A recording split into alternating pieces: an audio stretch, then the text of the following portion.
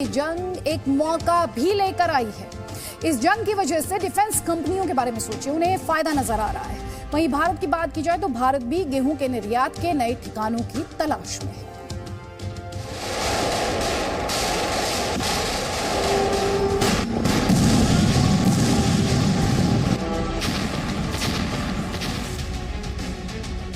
Ukraine में war से हाहाकार।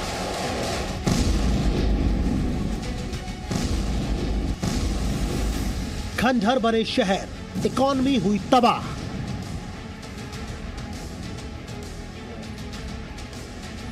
यूक्रेन बेहाल, रूस खस्ताहाल।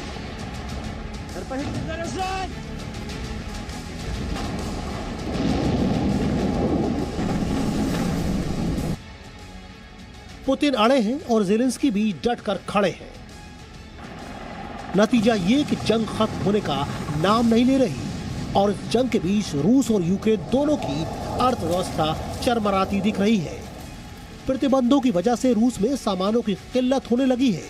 वहां की करेंसी रूबल में भारी गिरावट हो चुकी है। भारी संख्या में रूसी सैन्य साजो सामान को नुकसान पहुंचा है तो यूक्रेन की हालत और ज्यादा खराब हो चुकी है। भले ही यूरोपीय देश यूक्रेन की मदद कर रहे हैं, लेकिन उससे यूक्रेन को कोई फायदा होता नहीं दिखाई दे रहा।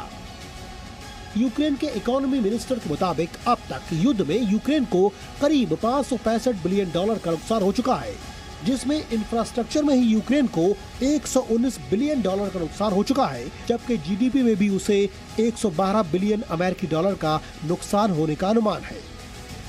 यानी रूसी हमले हर पल यूक्रेन को बर्बाद कर रहे हैं।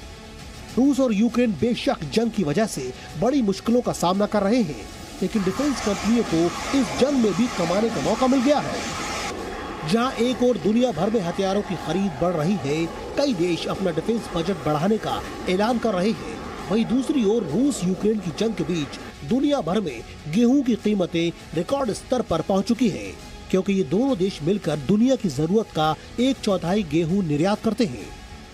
हम काफ़ी चीज़ों के ऊपर और काफ़ी कंट्रीज़ एक दूसरे की चीज़ों के ऊपर निर्भर रहती हैं।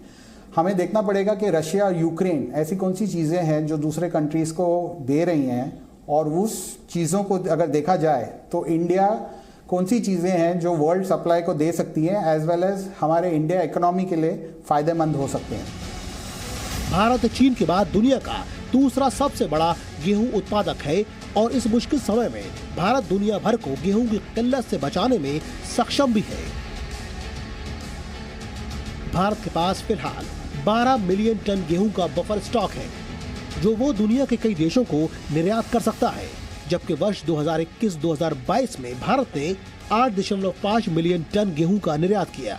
जानकारों का कहना है कि भारत इस मुश्किल में दो तरफा फायदा उठा सकता है। Presenting B News app, available on Google Play and App Store. Download it now.